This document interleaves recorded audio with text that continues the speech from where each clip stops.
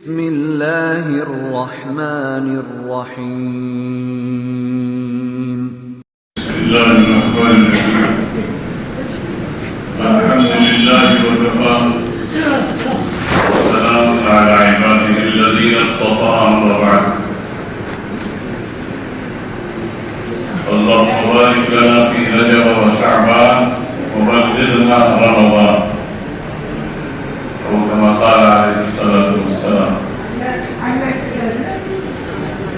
معزز سامعین کرام، بزرگوں، دوستوں، عزیز نوجوان،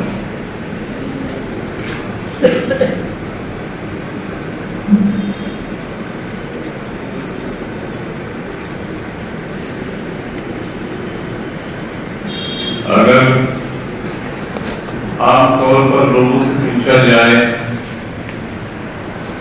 کہ یہ کون سا مدینہ ہے، بچوں سے، جوانوں سے، بوڑھوں سے، تو اس میں جواب دے دیں گے کہ مارچ کا مہینہ ہے، تو سیدھا سیدھا مارچ کا مہینہ، یعنی انگریزی مہینے، انگریزی معاشرت، انگریزی رہن سہن، انگریزی لباس ایسا چھایا ہے ہمارے اوپر کہ ہم نے اپنے مہینوں کو بلا دیا. کچھ لوگوں کو تو زبان پر ہوتا ہے رمضان کا مہینہ، کچھ لوگوں کی زبان پر ہوتا ہے، بہت سارے لوگوں کی زبان پر رمضان بھی نہیں ہوتا. وہ سمجھتے ہیں رمضان کیا چیز ہے، کب آیا کب گیا، انہیں یہ پتا نہیں ہوتا کہ یہ رمضان کیا چیز. جناب نبی کریم صلی اللہ علیہ وسلم کی اس دعا کے اندر 3 مہینوں کا ذکر آیا. اللہم بارک لنا فی رجب و شعبان، رجب اور شعبان 2 مہینے، وبلغنا رمضان، رمضان کا مہینہ. 3 مہینوں کا ذکر آ گیا اس دعا کے اندر. جناب نبی کریم صلی اللہ علیہ وسلم دعا فرمایا کرتے تھے، اے اللہ تو ہمارے رجب میں برکت عطا فرما، ہمارے شعبان میں برکت عطا فرما، اور ہمیں رمضان تک پہنچا.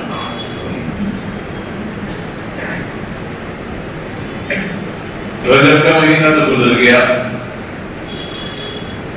یہ شعبان کا مہینہ چل رہا. جناب نبی کریم صلی اللہ علیہ وسلم نے ارشاد فرمایا کہ شعبان میرا مہینہ. کیا پیارا لفظ. عاشقوں سے پوچھو اس کی ایک اہمیت. عاشق لوگ جانتے ہیں کہ انہیں کیا مزہ آتا ہوگا اس کے اندر کہ جب حضور اکرم صلی اللہ علیہ وسلم اس مہینے کے بارے میں فرماتے ہیں کہ میرا مہینہ، جس کو آتا فرمایا میرا مہینہ، کیا عظمت ہوگی اس مہینے.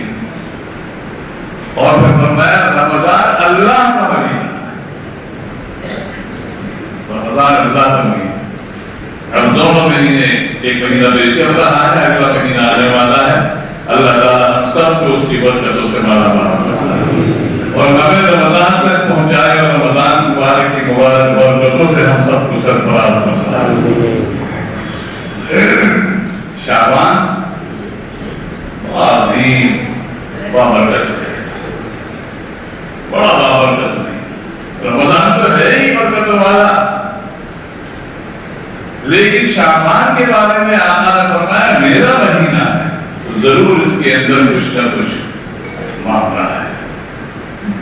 آقا نامدار جناب نبی کریم صلی اللہ علیہ وسلم کی سیرت کو اٹھا کر کے دیکھو، آقا کے معمولات کو دیکھو کہ رمضان مبارک کے اندر اکثر روزے رکھا کرتے تھے، اکثر روزے رکھا کرتے تھے. شعبان کے مہینے میں اکثر روزے دار رہا کرتے تھے. آقا نامدار جناب تو لوگوں نے پوچھا یا رسول اللہ آپ اس مہینے کے اندر اتنے کثرت سے روزے رکھتے ہیں؟ اتنی کثرت سے رکھتے تھے کہ شعبان کو ملا دیا کرتے تھے رمضان تک. اتنے روزے رکھا. ہمارے لیے تو نہیں ہے یہ روزے، ہم تو کمزور ہیں، ضعیف ہیں.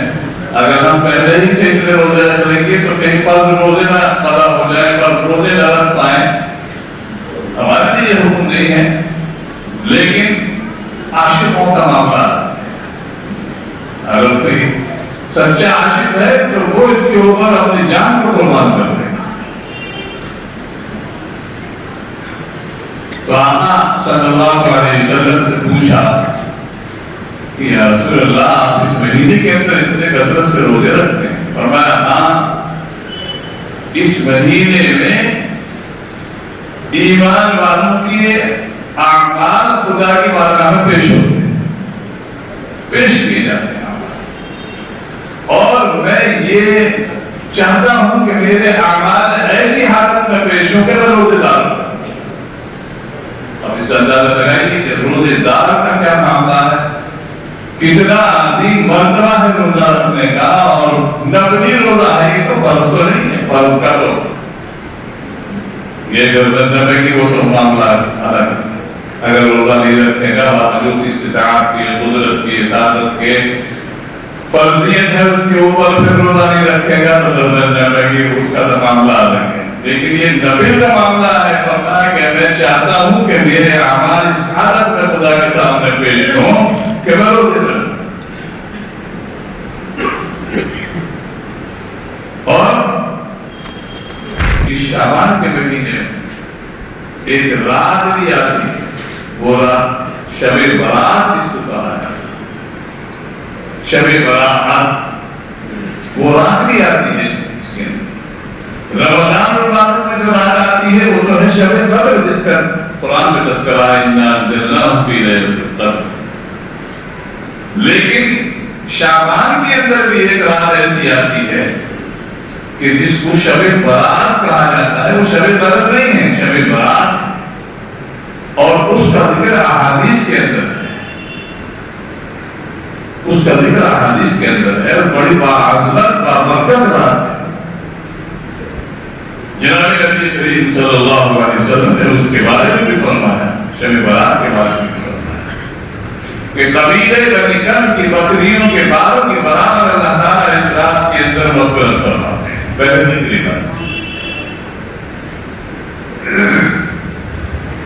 بہرحال کی شعبان کا مہینہ چل رہا ہے اور رمضان المبارک کا مبارک مہینہ آنے والا ہے۔ اس مہینے کے اندر جتنے زیادہ سے زیادہ نیک اعمال انسان کرے گا وہ اللہ کی بارگاہ میں پہنچے، چاہے قرآن کریم کی تلاوت کے ذریعے سے ہو، جیسے کہ حفاظ کرام الحمدللہ بس اپنے پرور سب توڑنے لگ جاتے ہیں اور تیاری شروع کر دیتے ہیں، رات کو بھی قرآن کریم پڑھنا شروع کر دیتے ہیں، دور شروع کر دیتے ہیں، مدارس والے بھی اہتمام کرنا شروع کر دیتے ہیں کہ بھئی رمضان آ رہا ہے، اس کے لیے تیاریاں شروع کر دو۔ مساجد کے اندر بھی تیاریاں شروع ہو جاتی ہیں، جیسے کہ آپ کی مسجد کے اندر بھی تیاری شروع ہے، اور دیگر مساجد کے اندر بھی خوب تیاریاں شروع ہو گئی۔ تو نیک اعمال اس مبارک مہینے کے نیک اعمال، جتنے بھی نیک اعمال کرے گا خدا کے سامنے پیش ہوں گے، اور خدا قدوس اپنے اس بندوں سے راضی ہوتا ہے کہ جو نیک اعمال کے اوپر پہنچتے ہیں اللہ کے سامنے تو اللہ ان سے خوش ہوتا ہے، چاہے وہ قرآن کریم کی تلاوت کے ذریعے سے ہو، نماز جو قضائیں ہو گئی ہیں ان کی ادائیگی کے ذریعے سے ہو، یا جناب نبی کریم صلی اللہ علیہ وسلم کی ذات اقدس کے اوپر درود السلام کا تحفہ بھیجنے کے ذریعے سے ہو۔ امام القسطلانی نے مواہب لدنیہ کے اندر ایک بڑی عجیب اور بڑی لطیف بات لکھی، فرمایا کہ ان اللہ وملائکتہ یصلون علی النبی یا ایھا الذین آمنوا صلوا علیہ وسلموا تسلیما۔ یہ آیت جو جناب نبی کریم صلی اللہ علیہ وسلم کے اوپر درود و سلام کے بارے میں نازل ہوئی ہے کہ اللہ اور اس کے فرشتے نبی پر درود بھیجتے ہیں، ایمان والو تم بھی درود اور سلام بھیجا کرو۔ مواہب لدنیہ کے اندر لکھا ہے اور اس کے اندر ایک لطیف بات لکھی ہے، فرمایا کہ یہ آیت شعبان کے مہینے میں نازل، جس سے یہ بات معلوم ہوتی ہے لطیف پیرائی کے اندر کہ اس مبارک مہینے میں درود و سلام بھیجنے کا اور زیادہ اہتمام کرنا چاہیے. جب یہ آیت ہی شعبان کے مہینے میں نازل ہوئی ہے تو اس سے یہ بات ثابت ہوتی ہے کہ اور مہینوں میں تو بھیجا ہی جاتا ہے، لیکن اس مہینے کے اندر خاص طور پر درود و سلام بھیجنے کا زیادہ سے زیادہ اہتمام کرنا چاہیے، اور جناب نبی کریم صلی اللہ علیہ وسلم کی ذات عالی کے اوپر زیادہ سے زیادہ درود. اور یہ دن مبارک دن جمعے کا دن یہ تو خاص ہے درود و سلام کے لیے کہ اس میں انسان جناب نبی کریم صلی اللہ علیہ وسلم کی ذات عالی کے اوپر درود بھیجے. جمعے کے دن عصر کی نماز کے بعد 80 مرتبہ جو درود پڑھنے کا معمول ہے، فضائل کی کتاب کے اندر لکھا ہوا ہے کہ 80 سال کی گناہ معاف. اور جتنے بھی نیک اعمال ہیں وہ سب خدا کے سامنے پیش ہوتے ہیں.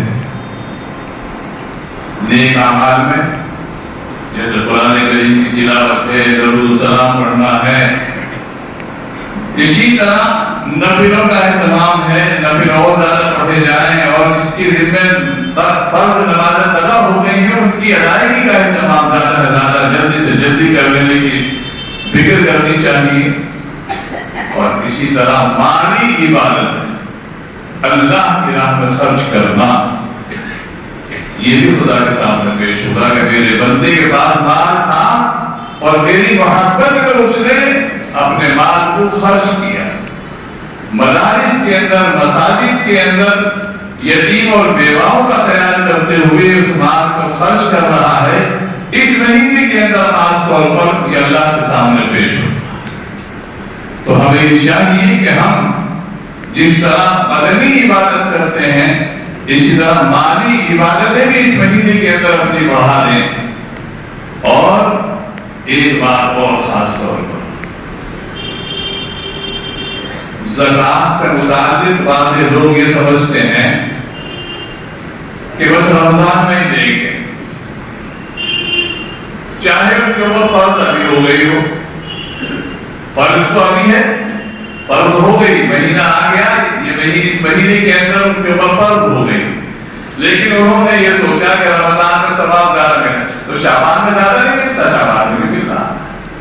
اور پھر جب فرض ابھی ہو گئی ہے تو ہمیں ابھی اس کی فکر کرنی چاہیے اور ابھی نکال دینا چاہیے.